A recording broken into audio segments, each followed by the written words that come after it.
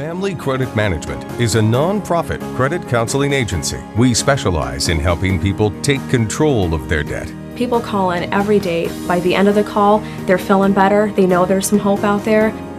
For over a decade, Family Credit Management has helped tens of thousands of Americans deal with the burden of debt. If you're struggling with debt, the most important thing is to take control of it. Now's the time. Family Credit. Good evening and welcome back. My name is Letitia Griffin and I'm a consumer advocate. Now, today I am here because I love what I do and I love helping consumers who need help and don't know where to get it.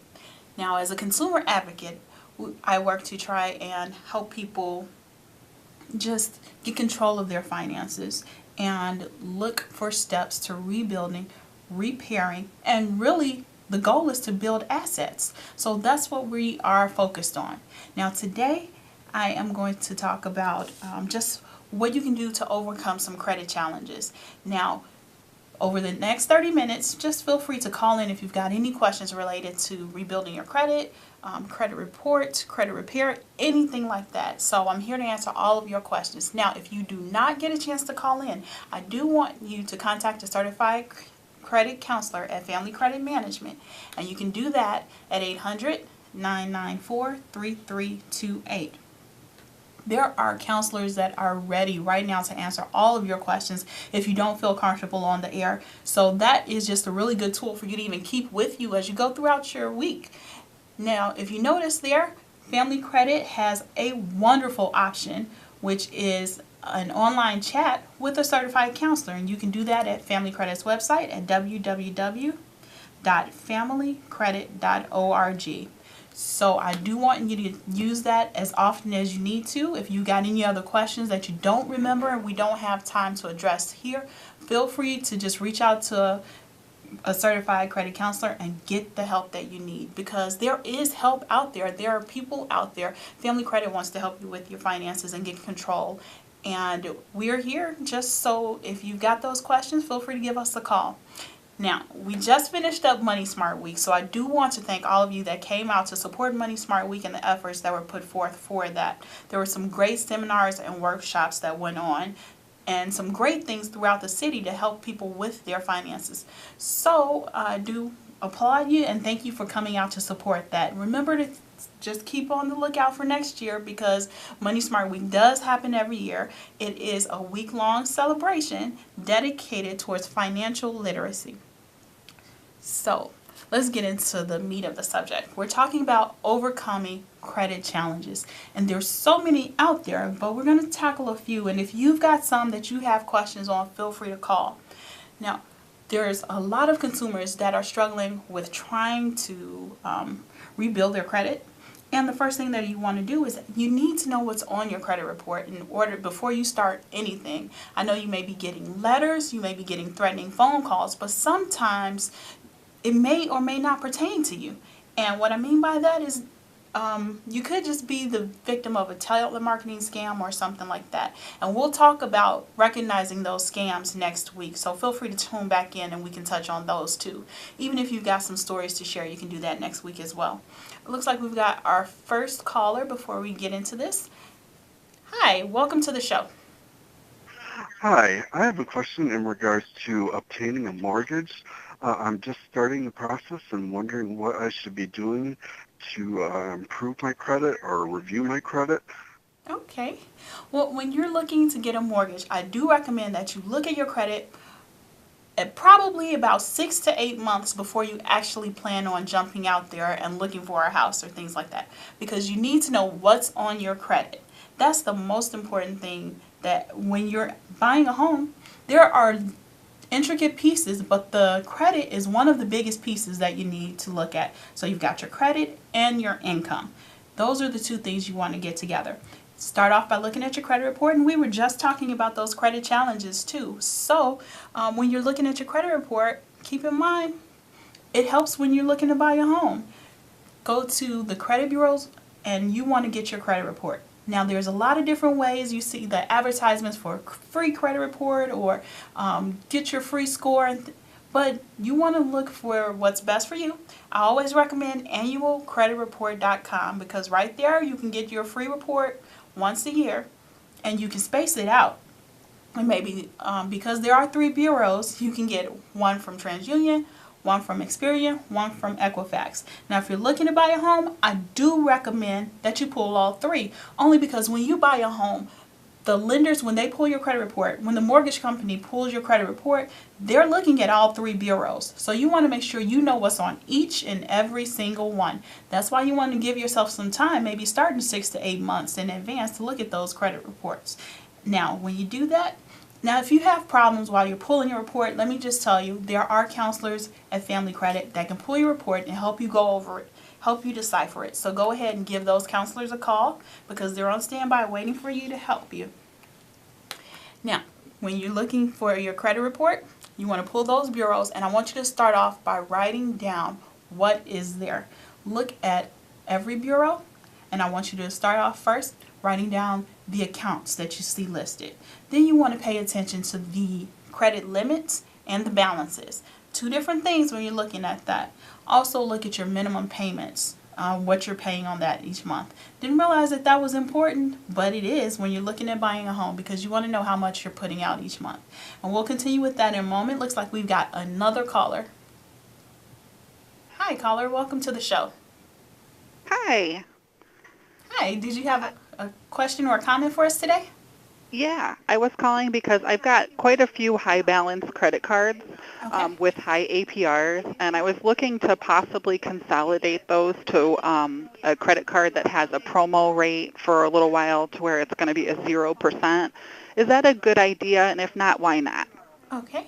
Now, you come across those balance transfer offers all the time, but whether it's a good idea or not, it really just depends on you and how disciplined you are as far as getting something like that. I think that if you are able to handle a balance transfer, then it may be a great option for you, especially let's say you know that you're consolidating your credit card debts, your higher interest credit card debts to another card, and the way that you're going to do it is because they are offering you a lower interest rate. You want to make sure that it really is a lower interest rates. Sometimes when you're looking at the balance transfer, they also have some fees involved too that you want to watch out for.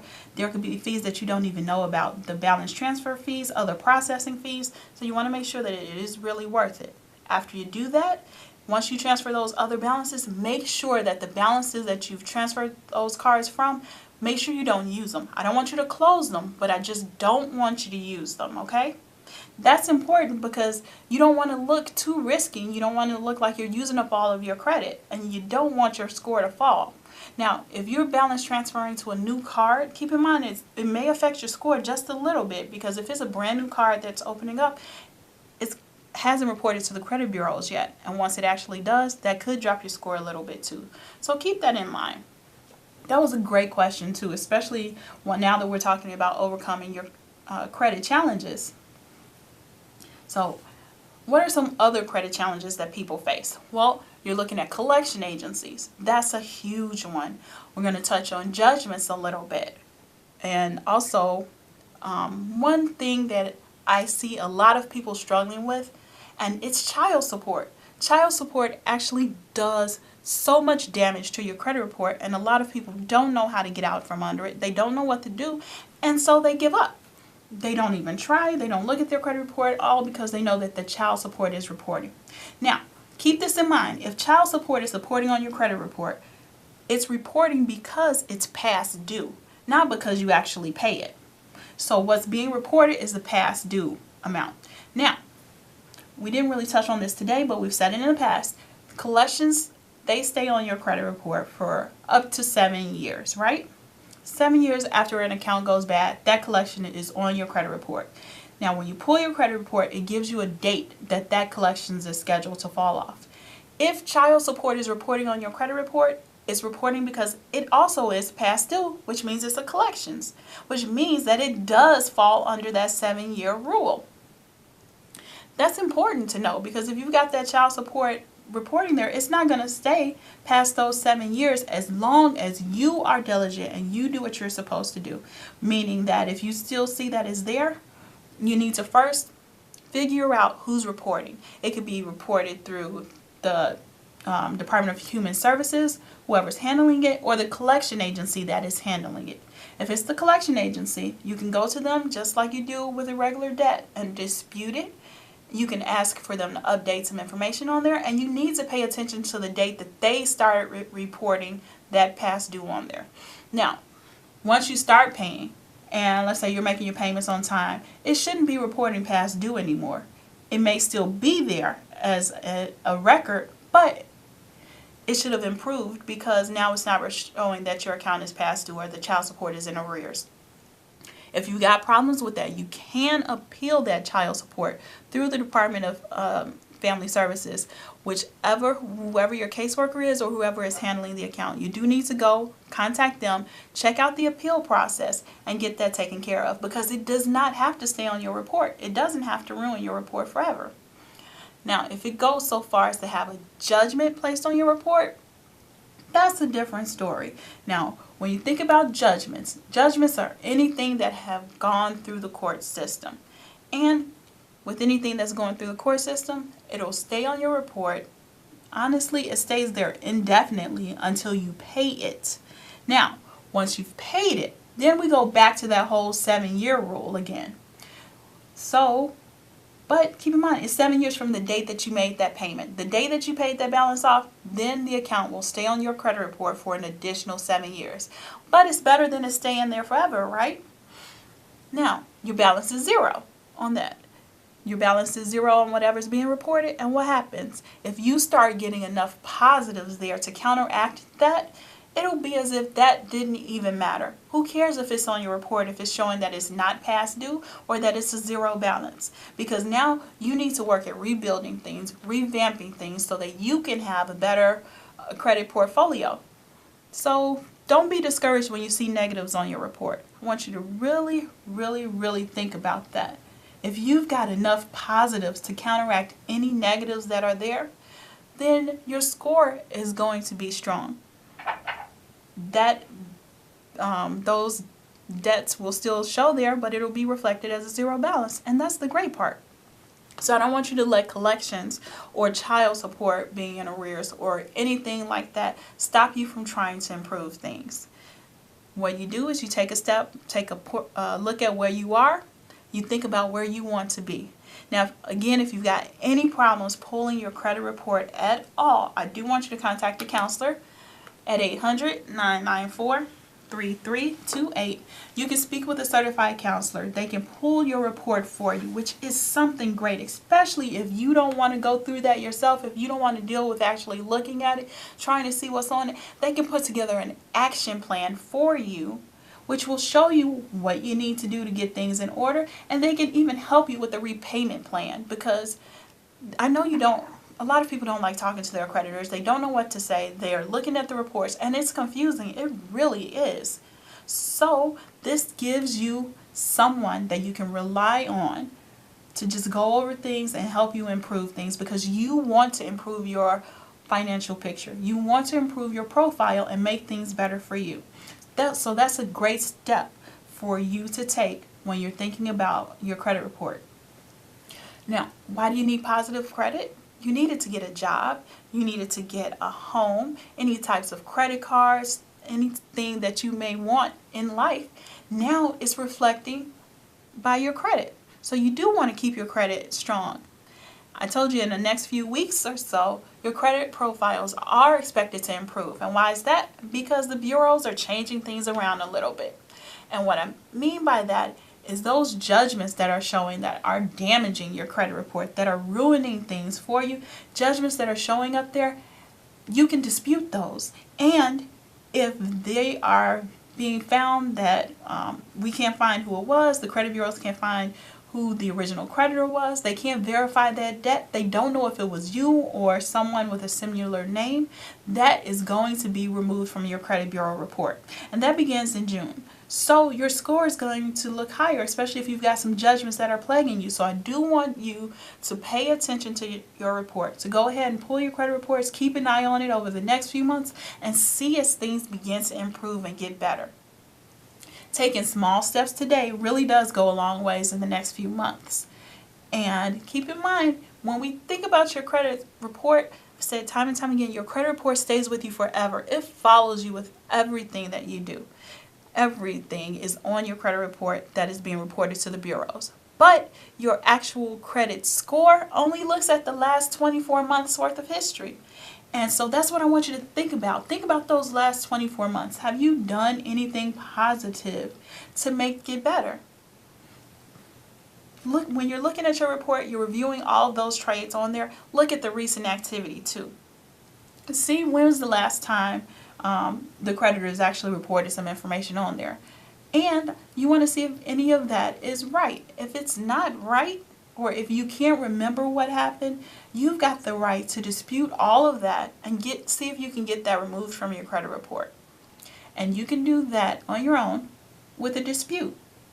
If you've got problems with that, if you're not sure how to go about it, counselors at Family Credit can help you with that. No problem. They can tell you where you need to go or what you need to do and how to set things up. So I want you to keep that in mind. But disputing on your credit report is now an easy process. It used to be years ago, it would take forever for you to dispute something on your credit report.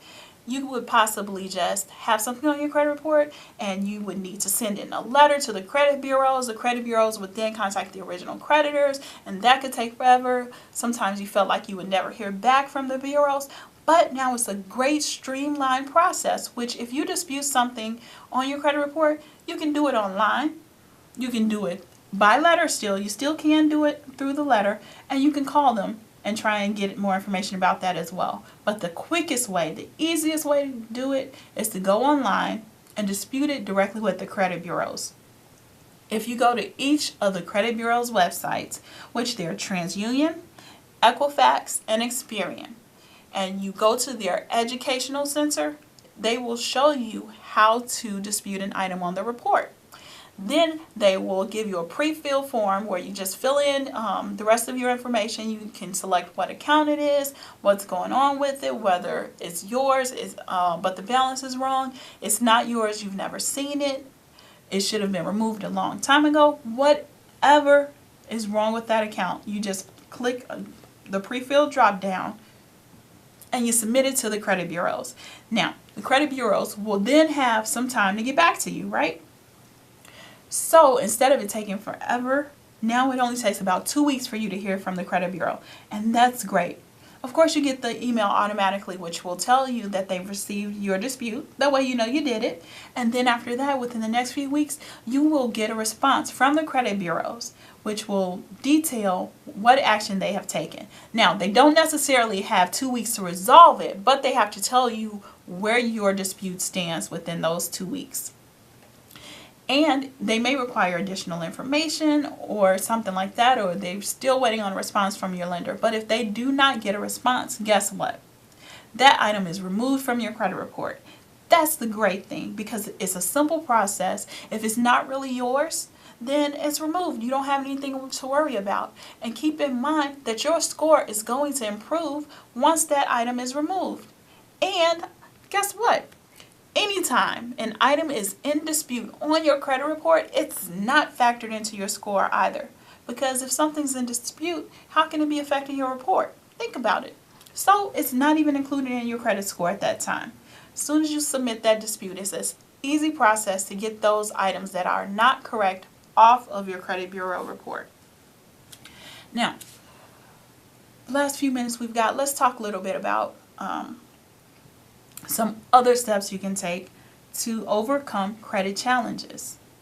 And the most drastic step you can think about when you're looking at those credit challenges, you realize that you cannot make it. You don't know what's on your report, but you know it's too much for you to bear. There are a couple of things out there. One of them that people consider is bankruptcy. In bankruptcy, there's 2 different chapters that we use. Yes, there's multiple chapters of bankruptcy, but as a consumer, there's only really 2 chapters that we use here, which are Chapter 7 and Chapter 13. With Chapter 7, you're saying, I can't do it. I can't afford my payments. I can't afford this. And I just need help. I don't know what else to do.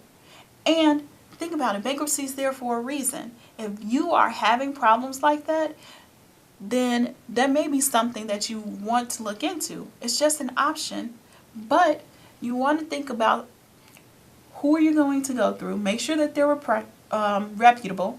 Make sure that you check out the U.S. Department of Justice, see if you can find someone that you're comfortable with. Don't go with a high-pressure person that's just trying to make you file bankruptcy. They should be offering you options to get out of debt. With bankruptcy should be one of them. With the Chapter 7, getting rid of everything. Or you can do what's called Chapter 13, and that's a repayment plan for under the bankruptcy code. So with both of those, creditors stop calling you right away. And I do want to tell you that not a lot of people like filing bankruptcy, and it's okay, because bankruptcy really does say that I can't continue with my obligations. I made a promise when I got this credit, when I got this debt, that I would repay it, and I can't. So I understand there's a lot of ethical reasons that you probably don't want to file bankruptcy. If that is an issue for you, and even if you're thinking about filing bankruptcy, it's always good to talk to someone else to see if there are other options out there. And the counselors at Family Credit, that's what they're there for. If you're thinking about anything like that, you're thinking about those drastic steps, you can contact a counselor and get some help, get some advice from someone that you can trust that will just look at your situation and give you the best options for you. Now, credit counseling is a great alternative to bankruptcy, and it's out there to help those consumers who are struggling like this. But maybe you just need a little bit of relief, just a little bit of help, something that is going to just buy you some time until you can get those things together. That's what credit counseling is there for. There's great agencies out there, and Family Credit is there to help you with those decisions. Anything that you may have like that, feel free to contact a counselor about that. Now, what happens when you go through credit counseling? When you go through credit counseling,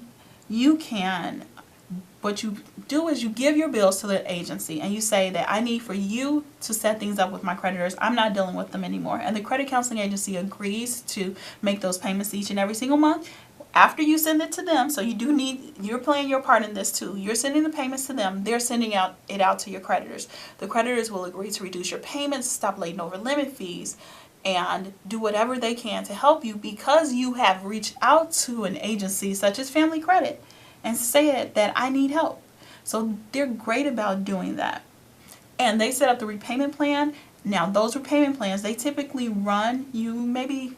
It really depends on your budget, but it should not take you any more than 5 years to get out of debt using those plans. The difference with that, bankruptcy, 10 years, no matter what.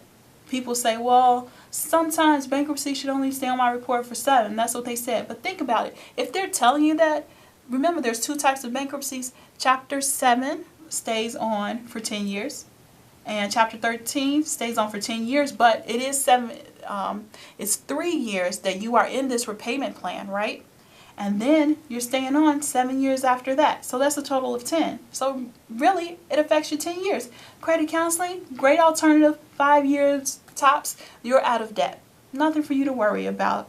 And you stay in contact with the agencies. So I do want to tell you that if you've got any questions, if you have any problems, feel free to reach out to a counselor at Family Credit, 800-994-3328, and help get on the road to financial recovery. Because it's something that is important for you to sustain, for you to have in your life. You need dedication, and you need to do some digging and do some due diligence on your part to get things together, to get things in order, and to just pretty much be able to have control of your finances. My goal is for you to have control over your finances, and that's what I want you to think about. Use whatever tools that you have, and remember to contact Family Credit for more information. 800-994-3328. Now again, I'll be back next week, and we can talk a little bit more about overcoming credit challenges. Just a few minutes, we'll touch on that, and then we'll get into recognizing credit scams, those things that you need to watch out for. So we'll see you next week. Take care.